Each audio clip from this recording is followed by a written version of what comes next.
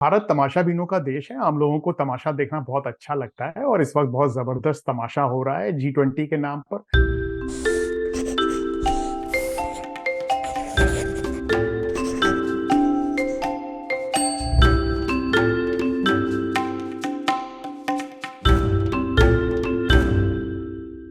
Hello and welcome. कारवां बातचीत में आपका स्वागत है। आज हम बात कर रहे हैं कारवां के कंसल्टिंग एडिटर सुशांत सिंह से G20 पे। सुशांत सिंह फिलहाल अमेरिका में हैं। वो येल यूनिवर्सिटी में पढ़ा रहे हैं। सुशांत रक्षा मामलों के और विदेश संबंधों के शानदार जानकार हैं। आइए उनसे समझते हैं G20 प्रेसिडेंसी में भारत की भूमिका क्या है और कितना सफल होने जा रहा है G20 शिखर सम्मेलन। Welcome Sushant. Thank you Vishnu, आपका बहुत बहुत शुक्रिया मुझे बुलाने के लिए। सुशांत, आपने जो कारवा के लिए अभी लेख लिखा है उसमें आपने ऑलमोस्ट ये कहा है कि G20 उतना सफल होते नहीं दिख रहा है जितना कि सरकार इसे प्रचार कर रही है। इसकी प्रेसिडेंसी को लेकर सरकार ने बड़े बड़े दावे किए हैं, लेकिन उस तरह से बाली शिखर सम्मेलन से भी पीछे रहने वाला है। ऐसा क्यों लग रहा है देखिए, आपको? दो बातें हैं विष्णु इसमें। एक, कम से कम जो मिनिमम यार्डस्टिक है, जो आयाम है, मिनिमम जितने के मीट होने चाहिए, उसमें एक चीज तो ये होनी चाहिए कि जो सबसे बड़े बड़े मुल्क हैं, ये जो 20 मुल्क हैं, उनके जो नेता हैं, शीर्ष नेता हैं, वो यहाँ पर होने चाहिए। तो जैसा आपने देखा, रूस के प्रेसिडेंट पुतिन वो नहीं आ रहे हैं। खास बात यह है कि चीन के जो प्रेसिडेंट है शी जिनपिंग, वो भी भारत नहीं आ रहे हैं। जब से शी जिनपिंग चीन के राष्ट्रपति बने हैं, तब से ऐसा पहली बार हो रहा है कि वो किसी G20 समिट के लिए नहीं आ अच्छा। रहे हैं। अमेरिका के राष्ट्रपति बाइडेन ने साफ तौर पर यह कहा है कि देखिए, अगर वो आते तो बहुत अच्छा होता और बहुत बेहतर होता। जैसा कि आपको याद होगा, बाली समिट के दौरान भी जो बाइडेन और शी की मीटिंग हुई थी, उस पर ही सारा फोकस रहा था। तो पहली चीज है कि बड़े बड़े नेता नहीं आ रहे हैं, दो बड़े नेता खासतौर पर नहीं आ रहे हैं, और उसमें भी शी जिनपिंग का वहां से एब्सेंट होना बहुत मायने रखता है। दूसरा आयाम जो ये है कि जब लीडर्स मिलते हैं, सारे लीडर्स की ये सबमिट होती है, तो एक जॉइंट स्टेटमेंट इशू होता है जिसको कि लीडर्स डिक्लेरेशन बोलते हैं, जो कि यूनानिमस स्टेटमेंट है, जो कि ये दर्शाता है कि सारे लीडर इस बात पर एग्री करते हैं कि ये पॉइंट्स हैं और इस पर ये एग्री करते हैं। आज तक जितनी भी G20 की सबमिट हुई हैं, बाली को मिलाकर, बाली के दौरान भी यूक्रेन युद्ध चल रहा था, उन सब में लीडर्स डिक्लेरेशन इशू हुआ है। पर ऐसा इस बार इशू होना बहुत मुश्किल लग रहा है कि ये लीडर्स डिक्लेरेशन इस बार ऐसा क्यों जारी है हो सुशांत? पाएगा। उसके उसके कई कारण हैं। उसका सबसे बड़ा कारण यह है कि यूक्रेन युद्ध की वजह से जो G7 के जो मुल्क हैं, जो डेवलप्ड मुल्क हैं, जिनको अमेरिका लीड करता है, America, Japan, Canada, UK, France, Germany, उनमें और रूस और चीन के बीच में बहुत गहरे मतभेद हैं। G20 समिट में हर चीज यूनानिमसली डिसाइड होती है, कोई भी मुल्क इसको वीटो कर सकता है। पिछली बार रूस और चीन इस पर एग्री कर गए थे कि एक पैराग्राफ में ये कहा जाए कि यूक्रेन में जो युद्ध हो रहा है उसकी वजह से बड़ी समस्याएं हो रही हैं, पर कुछ मुल्कों ने इस बात के लिए एग्री नहीं किया, पर यह पैराग्राफ चला गया था। इस बार रूस ने साफ तौर पर कहा है कि ऐसा कोई भी शब्द, ऐसा कोई भी पैराग्राफ नहीं जा सकता है स्टेटमेंट के अंदर जो कि ये कहे कि यूक्रेन युद्ध की वजह से कोई समस्या हो रही है, और ये ना कहे कि वो स्पेशल ऑपरेशन है, जैसा का पुतिन बोलते हैं।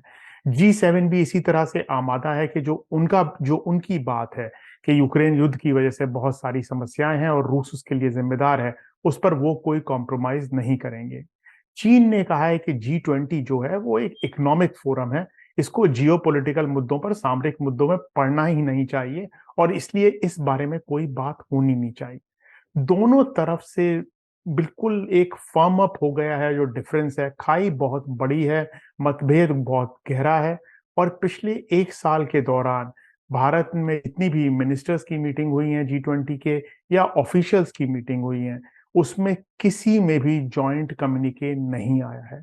ऐसा शायद G20 के इतिहास में पहली बार हुआ होगा कि किसी भी मीटिंग में कोई भी जॉइंट कम्युनिके नहीं आया है, क्योंकि एक तरफ G7 के मुल्क हैं, दूसरी तरफ रूस और चीन है, और दोनों के बीच में मतभेद बहुत भारत गहरे हैं।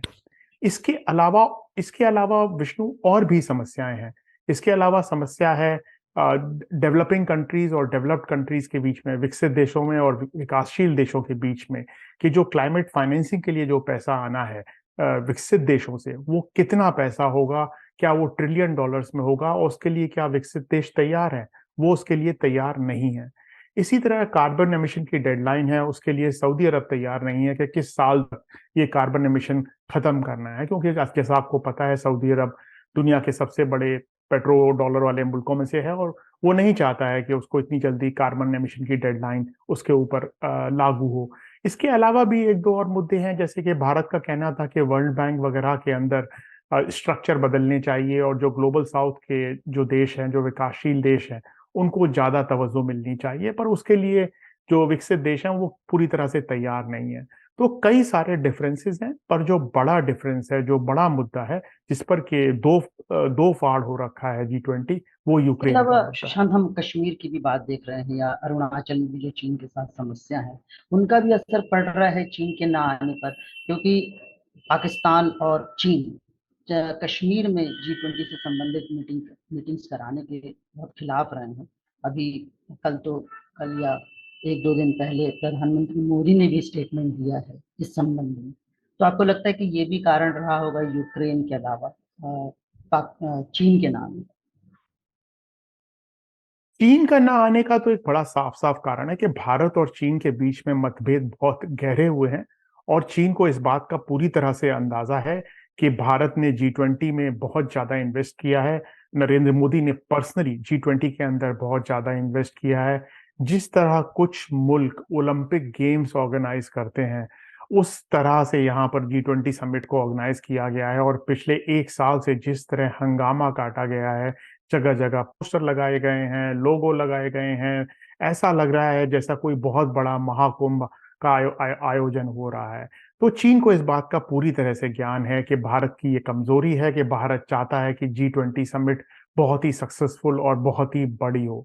शी जिनपिंग के ना आने से G20 समिट का रंग फीका पड़ता है, और उसकी जो सफलता है वो कम हो जाती है, उसका जो मजा है वो किरकिरा हो लेकिन जाता है। मैं कह रहा हूँ, जो मोदी सरकार का जो उद्देश्य होता है, जैसे कल मैं टाइम्स ऑफ इंडिया में एक स्टेटमेंट पढ़ रहा था, टाइम्स ऑफ इंडिया ने जयशंकर, हमारे विदेश मंत्री, उनको कोट किया है।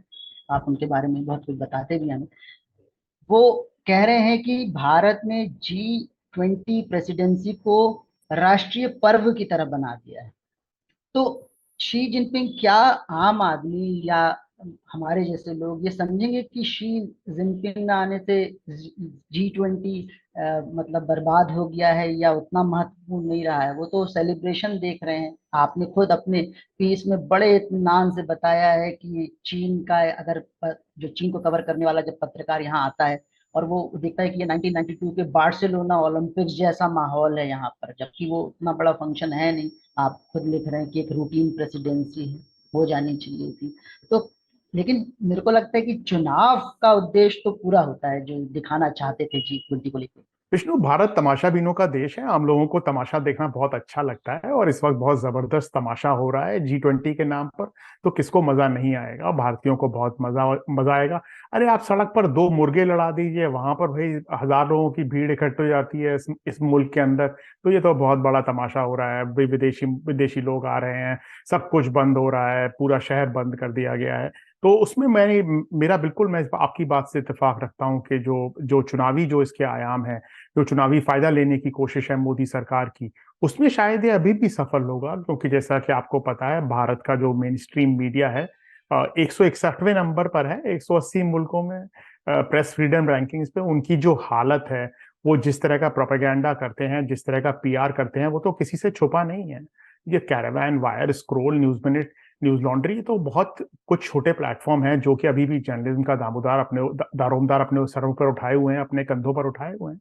बाकी लोग तो शायद ये दिखाने की कोशिश करेंगे कि ये जो G20 समिट है ये बहुत बड़ा अचीवमेंट है मोदी सरकार के लिए, नरेंद्र मोदी के लिए खुद, और शायद इससे वो जनता को ये भी बताने की कोशिश करेंगे कि इस अचीवमेंट से भारत का नाम बहुत ऊंचा हुआ है और बहुत ऊपर हुआ है, और इसलिए उनको इससे भारत की छवि बढ़ी है, और इस राष्ट्रीयता से ओतप्रोत होकर शायद उन लोगों को इस सरकार को दोबारा वोट देना चाहिए। वो ये नहीं बताएंगे कि कि चीन के राष्ट्रपति यहाँ क्यों नहीं आए, या ये पहली समिट है जहां पर कि कोई लीडर्स डिक्लेरेशन इशू नहीं होगा, या किसी भी इस बार की G20 प्रेसिडेंसी की मीटिंग में कोई यूनानिमस स्टेटमेंट नहीं इशू है। इस बात को तो शायद लोग नहीं बताएंगे। तो जो आप कह रहे हैं वो बात बिल्कुल सही है कि डोमेस्टिक लेवल पर अंदरूनी तरीके से चुनावी तौर पर नरेंद्र मोदी को और नरेंद्र मोदी सरकार को इसका फायदा मिल सकता है, क्योंकि जिस तरह का हमारा मीडिया है, जिस तरह का कवरेज होगा, उससे शायद वो प्रोपेगेंडा करने में आसानी होगी। पर जो विदेशी लोग हैं, जो विदेशी पत्रकार हैं, जो विदेशी एनालिस्ट हैं, जो विदेशी सरकारें हैं, वो जब इसको देखेंगी तो वो शायद कहेंगी कि यह G20 समिट उतना अच्छा नहीं कर पाई जितना कि पिछली समिट्स कर पाई थी, और ये भारत के नाम पर भले ही हल्का पर एक धब्बा सा तो रहेगा। अपने रिसेंट आर्टिकल में बार बार जोर दिया है लीडर्स डिक्लेरेशन पे, और अभी भी आपने उसकी बात करी। मैं अपने व्यूअर्स के लिए जानना चाहूंगा कि ये क्या चीज होती है और इसका क्या महत्व होता है हर ऐसे G20 शिखर सम्मेलन के बाद। देखिए, जब सब ऐसे ग्रुप के लोग मिलते हैं जिसमें के 20 बड़े लीडर मिल रहे हैं, 20 मुल्कों के, तो वो कहते हैं कि साहब साथ बैठे हैं तो एक ऐसा जॉइंट स्टेटमेंट आए जो कि बताए कि भाई हम क्या करना चाहते हैं। और जैसा को आपको पता है, G20 शुरू होता है लीडर्स के तौर पर, उससे पहले फाइनेंस मिनिस्टर्स के तौर पे तो 1999 में शुरू हुआ था, पर लीडर्स के तौर पर जब 2008 की ग्लोबल इकोनॉमिक क्राइसिस होती है उसके बाद शुरू होता है। और उसके बाद ये दर्शाने की कोशिश है कि देखिए, सारे मुल्क मिलकर, सारे देश मिलकर एक साथ एकजुट होकर काम कर रहे हैं हर मुद्दे पर, और वही लीडर्स डिक्लेरेशन का मकसद होता है। प्रायोरिटीज स्टैब्लिश की जाती हैं, कुछ एक्शन प्लान होता है, कुछ चीजों पे कमिटमेंट्स होते हैं, कुछ चीजों पर के आगे कार्रवाई की जाए, आगे के एजेंडा में आए, उस तरह की बातें होती हैं। पर लीडर्स डिक्लेरेशन नहीं इशू होने का मतलब है कि जो 20 लीडर वहां इकट्ठे हैं वही एग्री नहीं कर पा रहे हैं किसी बात पर, वही एकजुट नहीं है, वही एग्री नहीं कर रहे हैं। तो एक तरह से तो वो समिट का तो असफल ये होना ही प्रेसिडेंट जो दर्शाता है देश होता है कि उस जो वक्त का, लीडर। उसकी जिम्मेदारी होती है, जो प्रेसिडेंसी कर रहा होता है, कि वो कन्विंस करे G20 देशों को कि या वो इस तरह से स्ट्रेटेजाइज करे कि डिक्लेरेशन जारी हो।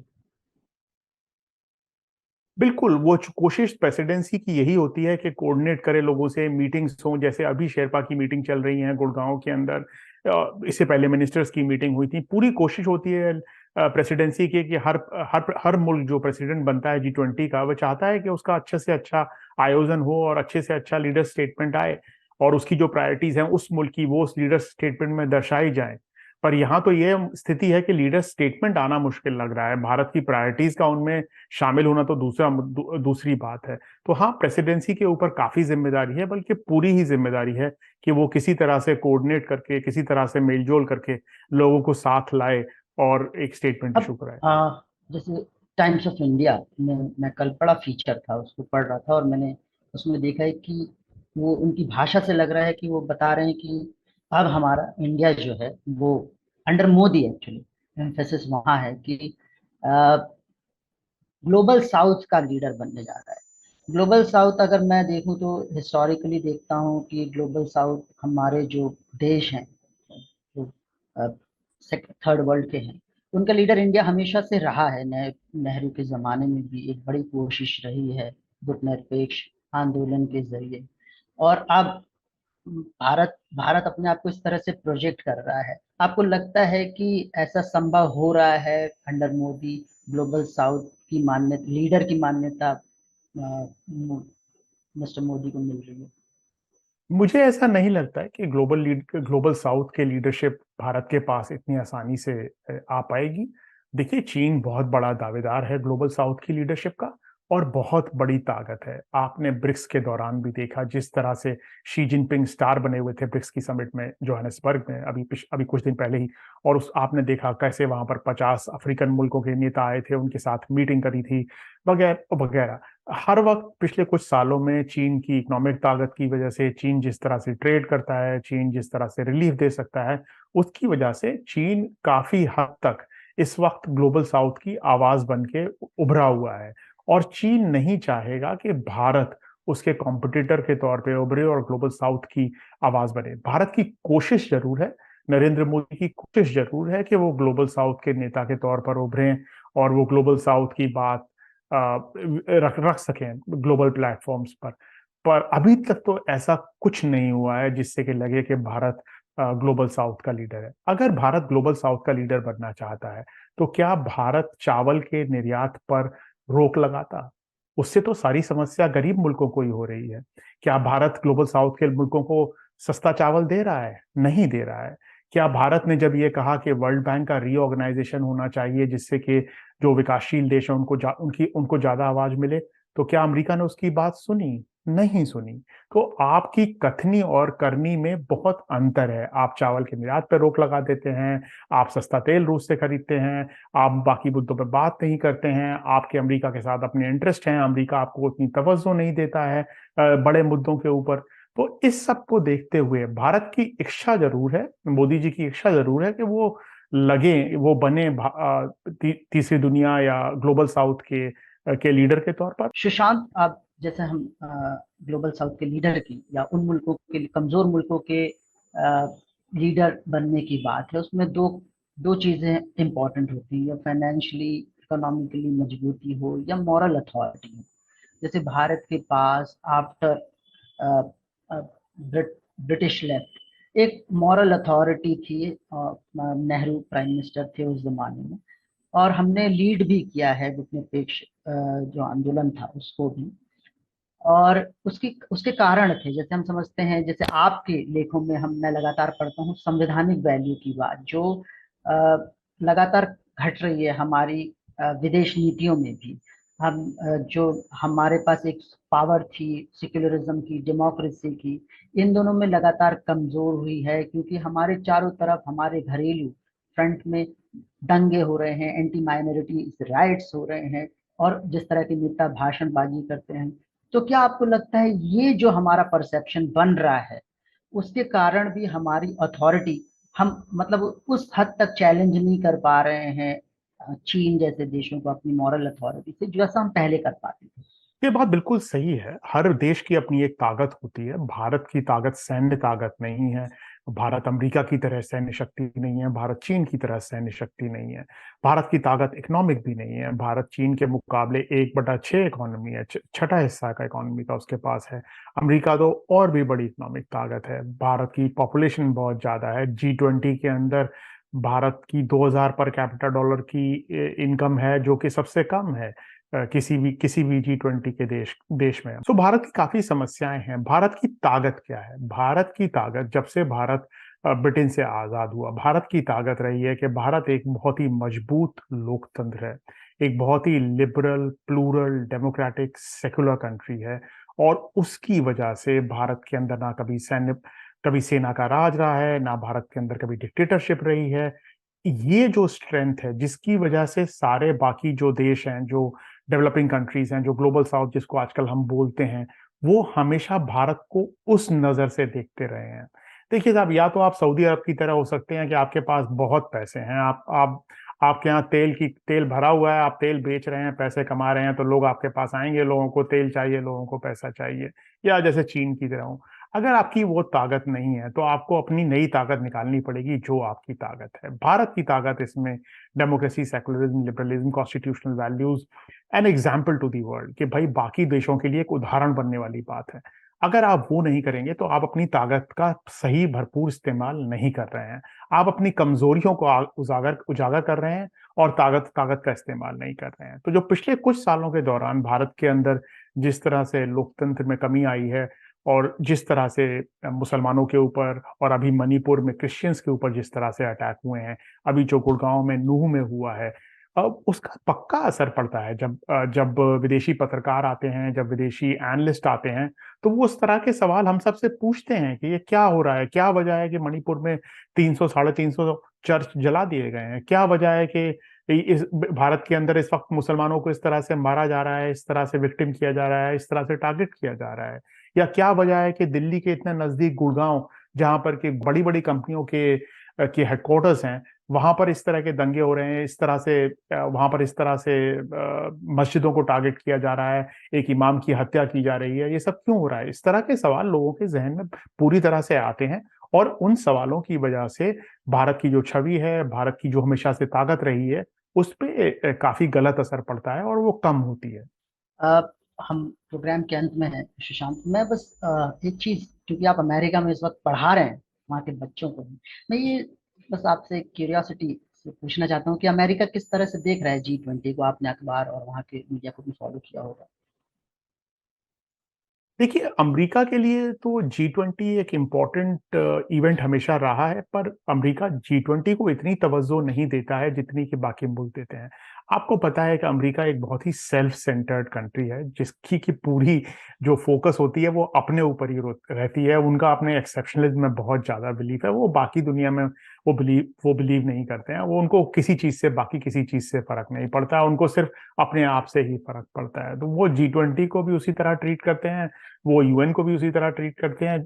आपने देखा वो इराक में गए, अफ़गानिस्तान में गए, उससे पहले वियतनाम में गए और जिस तरह से वो अपने इंटरेस्ट का ख़्याल करते हैं और अपने ऊपर फ़ोकस करते हैं।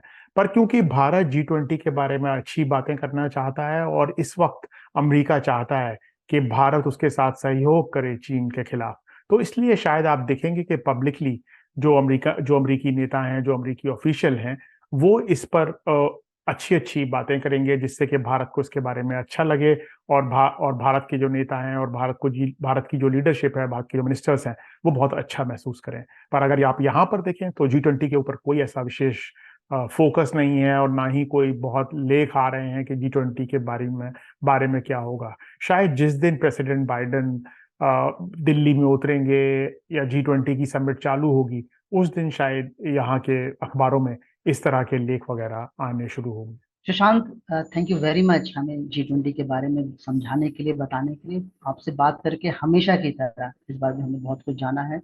हमारे पाठकों को भी या दर्शकों को भी आपसे सुनने में बहुत रुचि रहती है। हमसे बात करने के लिए बहुत बहुत शुक्रिया सुशांत। आपका बहुत-बहुत धन्यवाद विष्णु, मुझे बुलाने के लिए और इतना समय देने के लिए। और आप दर्शक दोस्तों का भी शुक्रिया बातचीत देखने के लिए। अगर आपको हमारी बातचीत पसंद आई है तो लाइक कीजिए, शेयर कीजिए, कमेंट कीजिए। हमारी वेबसाइट caravanmagazine.in पर जाकर मैगजीन सब्सक्राइब कीजिए और हमें कंट्रीब्यूट कीजिए, क्योंकि सच्चे मीडिया को चाहिए सच्चे दोस्त।